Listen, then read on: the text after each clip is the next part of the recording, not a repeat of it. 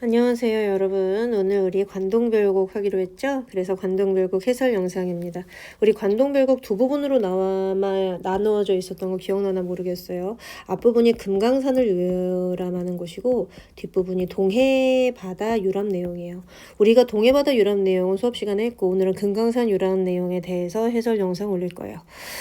들어가기 전에 먼저 정철에 대해서 한 번 더 짚고 넘어갑시다. 그래야 글을 이해하는 데 도움이 되니까. 정철은 사실 노능을 굉장히 좋아했던 정치가 중에 한 명이고 실제로 술을 굉장히 좋아해서 이제 일을 하면서도 술 생각을 하느라 일을 잘 못했다라는 평가가 남아 있습니다. 그래서 아마 정철이 생각할 때 금강산에서 술을 마시는 자신의 모습 딱 이런 모습 아니겠습니까? 이런 모습이 정철이 아마 가장 꿈에 그리고 너무너무나 행복했던 어떤 삶의 한때일 거예요. 그냥 막 되게 높은 산속에 올라가서 아름다운 풍경들을 보면서 지금 보이죠? 술잔을 이렇게 들고 있는 거, 술 한잔 하고 있는 나의 모습. 그리고 그게 가장 행복하고 즐거웠던 모습이라 실제로 금강산에서 벼슬을 하거나 정치를 해서 한다는 얘기는 일을 한다는 얘기잖아. 일을 한다는 것과는 조금 더 다른 내가 진짜로 원했던 이 삶을 누렸기 때문에 실제로 금강산에서와 동해에서 우리가 삶의 모습이 좀 갈등이 나타난다 그랬어요. 금강산에서는 그래도 아직 산이라서 이제 벼슬 생각을 아예 잊어버리진 않아. 벼슬을 해야 되고 뭐 내가 백성으로 정치를 잘해야 되고 이런 생각을 좀 하지만 동해로 가서는 이렇게 놀고 싶은 마음, 술을 좋아하는 마음, 그래서 술을 마시면서 신성과 함께 놀고 싶은 마음이 계속 커진다. 그래서 그 갈등이 좀 일어나 있다라는 얘기를 우리가 했죠. 자, 이제 본문의 금강산으로 가봅시다.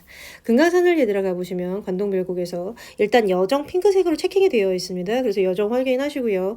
옆에 해석이 들어가 있지만 해석은 참고 삼아 보시는 것이지 원문을 통해서 해석 가능하셔야 문제를 풀 때 도움이 됩니다. 빨리빨리 들어가 볼게요.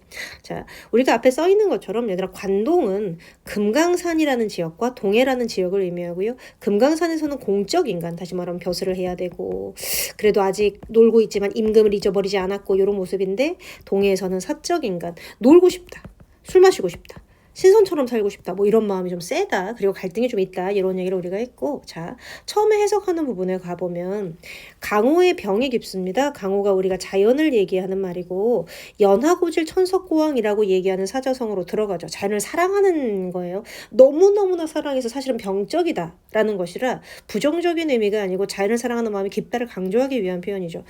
강호의 병이 깊어서 자연을 내가 너무나 사랑해서 중림, 이제 대나무 숲이라는 뜻인데 얘를 그림 그려져 있죠. 대나무 숲은 실질적인 대나무 숲이 아니고요. 이 대나무 숲이라는 이 표현 자체가 자연 속에 있다. 다시 말하면 벼슬을 하지 않는 삶에 대해서 얘기를 합니다. 벼슬을 하지 않고 누워 있었는데 내가 벼슬이 없었는데 관동 800리, 이게 관동이죠. 다시 말하면 금강산과 동해 강원도 지방의 방면 벼슬을 얘기합니다. 감찰사의 벼슬을 맡기시니 누가요? 임금께서. 얘를 맡기시니까 어와 임금의 은혜가 갈수록 만극해. 너무너무나 감사해요. 임금이 땡큐 땡큐 캣 땡큐 뭐 이러면서, 자, 내가 사실 벼슬 없이 백수였잖아. 그러니까 임금님이 갑자기 관동지방의 감찰사라는 벼슬을 맡기신 거야. 너무나 감사해서 연춤은 달려 들어가서 경외나문 바라보며 하직, 누구한테 하직 인사를 하냐면 임금을 보고 하직하고 물러나니까 옥절 얘들아 보이죠? 벼슬의 임명장인데 조심할 게, 얘들아 지금은 사실은 직접 뭐 대통령이 나한테 무슨 벼슬을 내렸어요. 근데 가서 임금 얼굴을 보지 않아도 되거든. 인터넷도 있고 인터넷에 얼굴 찾으면 누군지도 알고 그러니까. 근데 그땐 그럴 수가 없으니까 옥절이라는 벼슬 임명장을 받았습니다. 약간 마패처럼 이제 이걸 갖고 가면 아 당신이 강원도 감찰사군요 이런 걸 아는 거예요. 근데 얘는 이제 물건이니까 연추문과 경외난문이 이제 경복궁이요. 경복궁 안으로 들어갔다가 임금을 보고 이걸 받아서 하직하고 물러나와서 벼슬 임명장을 굉장히 당당하게 자랑스럽게 앞에 서서 이렇게 이제 벼슬할 관동 지역으로 출발을 하는 거죠. 우리가 이 부분에서 굉장히 강하게 얘기하는 게 생략법을 얘기합니다. 이제 중간중간 얘들아 이 경복궁 들어가서 임금 볼라 그러는데 그런 거 있잖아요. 이렇게 벼슬 안 하던 사람이 경복궁에 들어갔으면 신기할 거 아니야. 막 이것도 막 되게 대단하고 이거 뭐 금으로 만들어졌고 궁녀들 너무 예쁘고 이런 얘기를 해야 할 수 있을 텐데 그런 얘기 싹 다 생략하고 연초문 경복궁에 입장해서 들어가는 문, 경외나문 경복궁에서 나오는 문을 바라보며 달려 들어갔다가 나왔다가 하직하고 바로 물러나서 임명장을 앞에 세워서 나왔다라고 해서 굉장히 생략을 많이 했죠. 왜냐하면 경쾌함을 드러내기 위해서다. 너무너무나 기뻤다. 그래서 이렇게 경쾌하고 기분 좋게 이제 내가 이걸 되게 경쾌하게 일을 진행을 했다. 요걸 강조하기 위해서 생략법을 썼다고 얘기합니다. 펑규역에서 말을 걸어. 이제 여기서부터 이제 뭘 해야 되냐면 강원도 감찰사의 역할을 맡겼잖아요. 그러면 이제 강원도 감찰사 지역으로 가야 됩니다. 지역으로 가는 여정이에요. 그래서 이 부분 좀 넘어가셔도 돼요. 펑구역에서 말을 갈아타서 흑수로 돌아다니까 섬강이란 지역이 있고 치악이 여기에요. 근데 얘는 말로만 듣던 지역이야. 이제 강원도까지 가기 위한 중간 과정이죠. 소양강 내린물이 어디로 흘러든단 말인고 고신거국에 백발도 하셔야 하는 좀 기억하셔야 되는데 섬강, 치악, 소양강이 지금 이렇게 강원도로 가는 중간 과정에 있는 여정입니다. 근데 여기에 소양강에 흘러내리는 물을 보니까 물이 흐르고 흘러서 한강으로 갈 것 같아요. 한강으로 갈 것 같다는 건 임금 생각을 하는 거거든. 임금 생각을 한단 말을 자 보자.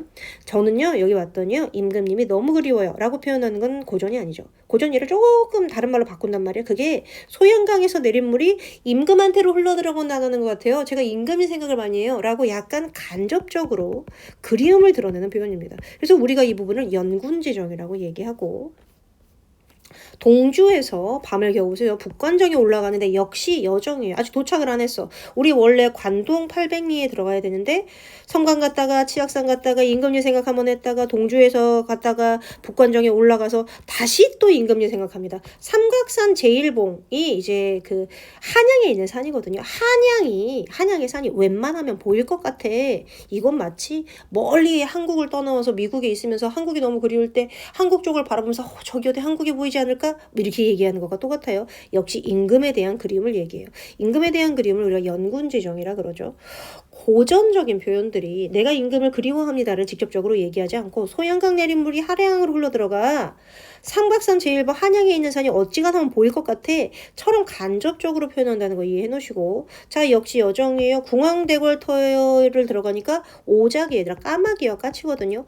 까마귀와 까치가 지적이니 천고 흥망, 천하에 흥이 잘 되는 것, 망이 망하는 것, 어떤 사람이 잘 되고 못 되는 것을 네가 아느냐 모르느냐 이렇게 얘기하는데 여기 나오는 얘기가 인생무상이에요. 왜 인생무상이 나오냐면 궁왕은 궁의 왕입니다. 한때 이제 천하를 호령했던 왕이죠. 근데 궁의 왕은 이미 다 무너지고 그 대궐터, 화려한 대궐터에 까마귀와 까치가 지저귀고 있단 말이야. 내가 지나가다가 궁의 왕의 대궐터를 보니까 어머 인생이 너무 무상하네. 이렇게 맨날 잘 되는 것도 아니고 잘 됐다 못 됐다 이렇게 왔다 갔다 하네. 아니 까마귀야 까치야 니들은 이 천고혼망을 아냐 모르냐? 이러고 지나간 거야. 그냥 여정 중에 감상입니다. 그러다가 드디어 자 얘들아 보이죠? 원래는 중림에 있었단 말이에요. 중림에 누워 있었어요. 벼슬을 안 하고. 그러다가 임금님이 관찰사에 직책을 맡겨서 자 먼저 경복궁 갔다가요. 평구역 갔다가 성강 갔다가 소양강 갔다가 동조 갔다가 북관정 갔다가 궁양 대궐 터도 보고 마침내 자 여기입니다. 회양에 도착합니다. 정철이 다스리는 지역이죠. 회양에 도착을 했더니 회양이 얘들아 요거 이해를 하셔야 돼요. 회양이라는 이름은 중국과 조선의 이름이 똑같습니다. 회양이란 지역을 다스리는 사람을 중국의 급담이라는 사람이 있고요. 조선에는 이제 이 회양이라는 지역, 왜냐면 이게 정철이 다스릴 지역이니까요. 오늘 이제 정철이 다스리겠죠. 근데 여기서 중요한 게 있어요. 중국에서 이 급담이라는 사람은 전설적인 정치인이에요. 너무너무나 정치를 잘해서 막 어마무시했다. 거의 뭐 정치의 신이다. 뭐 이러는 사람인데 이 급담이라는 사람이 다스린 지역 이름이 회양이야. 근데 정철이 왔더니 자기가 다스린 지역 이름이 회양이야? 뭐라고 생각해요? 어머머머 회양 네 이름이 마침 똑같잖아. 뭐랑? 급당유가 다스렸던 중국의 지역이랑. 그럼 봐요. 중국과의 조선과 회양의 이름이 똑같지. 그럼 누구랑 급이 똑같아. 급당유랑 나랑 급이 똑같다는 얘기 아니야 이거?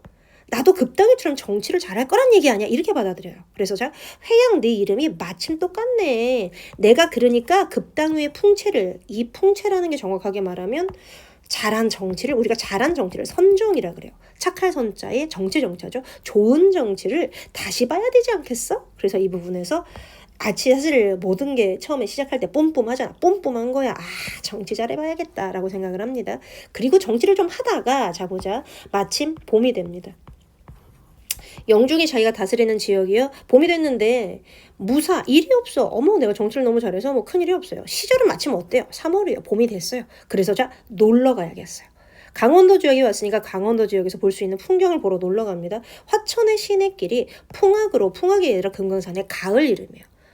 근데 지금은 봄인데 왜냐면 금강산은 아니라 너무나 아름다운 산이라 봄, 여름, 가을, 겨울 이름이 다 다르거든요. 근데 풍악은 금강산의 가을 이름입니다. 왜 봄인데 가을 이름을 얘기했냐면 봐봐. 자기가 신난 거야. 풍악을 울려라. 하처처럼 그 기분 좋은 것을 이렇게 풍악이란 말로 얘기하죠. 자, 시천 시내길이 풍악으로 뻗어 있으니까 자기 어디 갈 거야? 이제 금강산 놀러 가야겠다. 봄도 됐고 기분도 좋고. 그래서 자 보자. 행장을 다 철치고 석경에 막대 집어 백찬종 겉해주고 만폭동을 들어갑니다. 자, 금강산에 가서 첫 번째 본 게 만폭동인데 옆에 그림 그려놨죠. 얘는 기행가사라 무엇이 뜨셔야 되냐면 머릿속에 풍경이 뜨셔야 돼요. 어떤 장면이다. 만폭동을 들어갔는데 은 같은 무식에 옷 같은 용의 꼴이 이렇게 되어 있어요. 무엇을 비유한 거냐면 폭포의 모습을 비유한 거예요. 은 같은 무지개다. 얘들아, 폭포가 이렇게 떨어지다 하얗게 포말이 일어납니다. 그걸 은 같은 무지개라 그런 것이고, 옷 같은 용의 꼴이다 그랬는데, 자 잠깐만, 일반적으로 이 고전적인 지점이요. 고전에서 물결 있죠. 물결이 얘들아 약간의 굽이쳐 있잖아요. 이걸 그래서 용으로 비유를 많이 해요. 이게 폭포가 이렇게 굽이쳐 있으니까 이게 용 같고 여기에 빛이 부서지는 포말이 꼬리 같다라고 얘기한 거죠. 그래서 자, 이 은 같은 무지개와 욕 같은 용의 꼬리가 요 폭포를 비유한 말입니다라는 거 이해하시고, 섣돌며 뽑는 소리 심리에 자자니 들을 째는 우레러니 보니까 눈이다. 얘들아, 이걸 우리가 원경과 근경이라고 얘기하는데 이유가 있어요. 자 봐, 여기 폭포가 이렇게 있어. 근데 정철이 저기 멀리 요쯤에 있었어. 그럼 폭포가 안 보이잖아요. 안 보여가지고 이제 여기서 이렇게 듣는데 폭포 소리가 막 크니까 우레 소리처럼 구르릉 쾅쾅쾅 이런 소리가 들려. 그래서 멀리서 들었다 이거야. 그게 원경이지. 가까이 이렇게 와서 봤어요. 가까이서 이렇게 보니까 이제 들을 때랑 다르게 장난 없죠. 여기 하얀 포말이 부서지죠. 그래서 이걸 눈이라고 표현한 거예요. 그래서 눈을 근경이라고 얘기합니다. 원경과 근경의 모습을 보여줄 수 있고요. 자, 금강산에 와서 만폭동 봤습니다. 그 다음에 금강대로 올라가는데, 금강대 보는데 금강대 맨 위층에 선학이 새끼를 쳤어요. 학 잠깐만 가볼게요. 우리가 고전에서 학은 항상, 자 잊어버리지 말게, 신선의 친구입니다. 학이 이렇게 생겼죠. 고전 속에 어떤 전설이 있냐면 신선의 아내가 학이다 라는 얘기가 있어요. 그러니까 학이 되게 이렇게 우아하고 예쁘게 생겼단 말이야. 날개가 이렇게 펼쳐지고 이걸 약간 여성화시켜서 이 학은 신선의 친구이자 신선의 아내 같은 존재로 전설 속에 남아있습니다. 그러니까 신선의 학이라 그런 거야. 내가 금강대를 보러 가서 그때 맨 위층에 이 학이 새끼를 치고 있었어요. 춘풍옥경석이라고 돼 있는데, 자 그냥 봄바람 소리를 얘기합니다. 봄바람 소리에 봄바람 소리가 들려서 첫 잠을 끼었던지 누가? 학이. 호의 현상을 학은 얘기하는데, 흰저고리 검은 치마. 왜 흰저고리 검은 치마예요? 위는 하얗고 밑에는 까맣거든요. 그래서 흰저고리 검은 치마의 학이 반공, 허공에 솟았으니, 자 서호 옛주인 부분 해석 들으셔야 돼요. 서호 옛주인 이렇게 되어 있죠. 서쪽 호수의 옛날 주인인데 전설 속에 남아 있습니다. 서쪽 호수의 옛날 주인이 예전에 신선이었어요.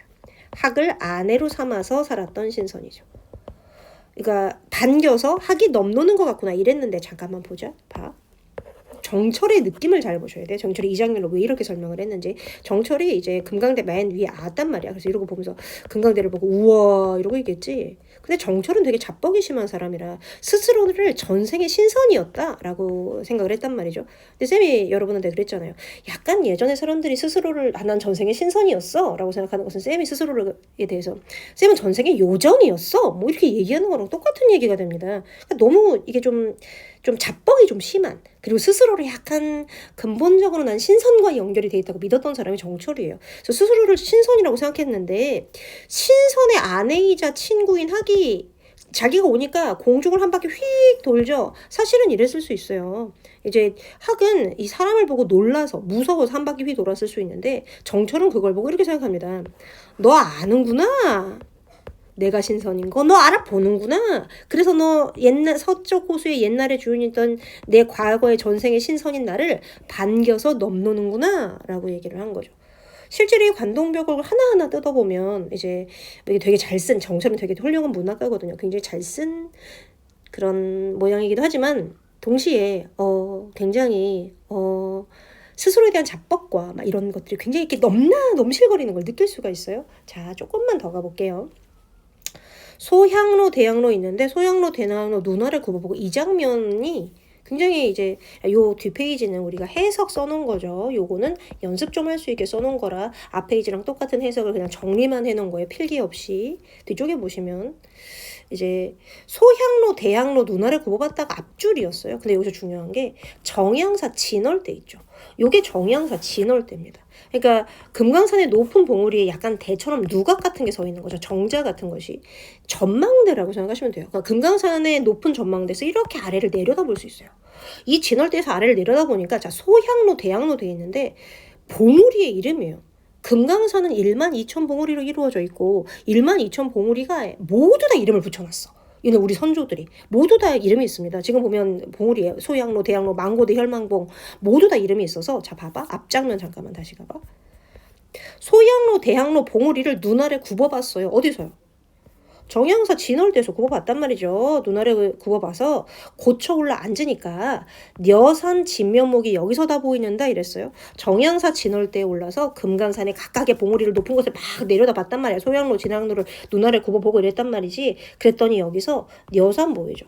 중국에서 가장 아름답다는 산이에요. 근데 이건 약간 중국은 이 당시에는 모든 아름다움과 올바름의 기준이었기 때문에 여산은 중국의 가장 아름답다는 산인데 지금으로 얘기하면 어떤 여자를 봤어요. 너무 예뻐요. 그럼 뭐라 그러냐면 야, 너 아프로디테의 진면목 진짜 모습이 너한테 다 보인다. 이렇게 얘기한 거예요. 사실은 여산 얘기를 했지만 여산이 아니고 누구를 자랑하고 싶었냐면 금강산이 너무 아름답네. 금강산에서 아프로디테의 모습이 보여. 이렇게 얘기한 거죠. 정양사 진월대에서 앉으니까 금강산의 풍경이 너무 아름답고 어와 조화옹 개념이 굉장히 중요한 개념이에요. 이 개념이 고전에서 너무 세서 조화옹이 조물주 늙은입니다. 써볼까요? 조물주 늙은이. 조물주 늙은이가 자봐 헌사토 헌살샤 야단스럽고 야단스럽다. 왜 야단스럽다 그러냐면 따라가 보세요. 조물주 늙은이 여기 있어요. 조물주 늙은이. 자 조물주 늙은이 가보세요. 조물주가 약간 개념 느낌이 이렇거든. 이렇게 좀 수염 막 이렇게 길게 나서 흰구름 둥둥 떠다니고 약간 옥황상제라고도 얘기하죠.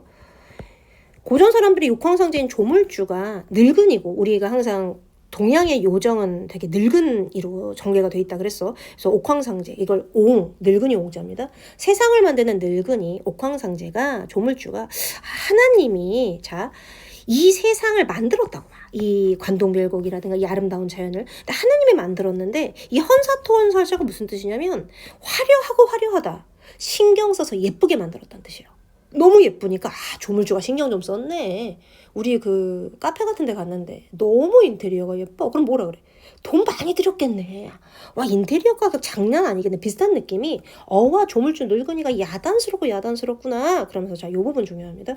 날거든 뛰지 말지 섰거든 솟지 말지. 그게 무슨 뜻이냐면 나는 것 같기도 하고 뛰는 것 같기도 해. 선 것 같기도 하고 솟은 것 같기도 해. 중요한 게 뭐냐면요. 무엇이라는 주어입니다.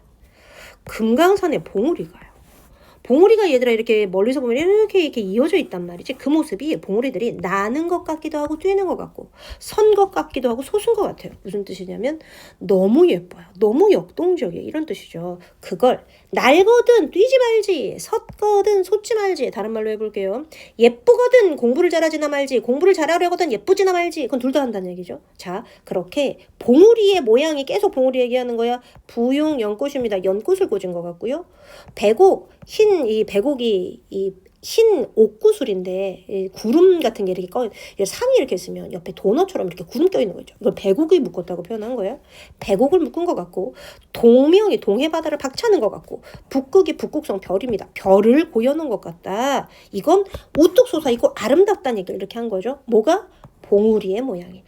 높으시고 망고대 외로울사 혈망봉 망고대와 혈망봉이 여기 있는데 그 금강산의 봉우리 중에서 가장 아름답다는 봉우리가 망고대와 혈망봉입니다. 굉장히 우뚝하게 높게 뿍뿍 이렇게 솟아있어요. 이렇게 솟아있습니다. 자, 하늘을 추미러 하늘을 우러러 무슨 일을 사로리라 이야기하려고 천만겁 지내도록 굽힐 줄 모르는가. 자, 굽힐 줄 모릅니다. 일반적으로 고전에서 굽힐 줄 모른다. 굽힐 길이 없다 라고 우리가 얘기할 때 우리가 얘를 뭐라 그러냐면 지조와 절개가 있다 그래요. 그럼 잠깐만 봐봐. 망고대와 혈망봉을 이렇게 봤어요. 유달리 우뚝 솟아있는 봉우리야. 그러면 이걸 보면서 어머 우뚝 솟아있네. 어머 높네 라고 생각한 게 아니고 와 지조와 절개 있는 선비네 이렇게 생각한 거예요. 그러면서 뭐라 그래요? 어와 너로구나. 너가 지조 있는 설배가로구나. 너 같은 이가 또 있는가. 너 같은 지조 있는 선비는 또 없겠지 해서 자 그 높은 봉우리를 보고 지조와 절개를 찬양한 것이 됩니다. 여기까지 하고 나서 얘들아, 왜냐면 우리가 너무 길면 동영상을 보기가 힘들거든. 한 번 끊을 예정인데, 왜냐면 뒤쪽에 설명이 한 턴만 더 들어가면 돼요. 그럼 금강산이 끝나는데, 여기서 중요한 포인트가 어떤 거냐면 고전적인 어떤 표현의 방식을 이해를 하시는 거예요. 실제로 이제 자연물을 봐요. 망고대와 혈망봉 같은 걸 봅니다. 근데 자연물을 봤을 때, 봐봐, 자연물을 볼 때 고전의 어떤 옛날 사람들이 그냥 이건 산이야, 이건 바위야 이렇게 하는 것이 아니고 여기서 약간 의미를 뽑아내요. 인간적인 의미. 일반적으로 지조와 절개라든가 뭐 이런 의미를 뽑아내는 것이 옛날 사람들이 자연을 바라봤던 관점이에요.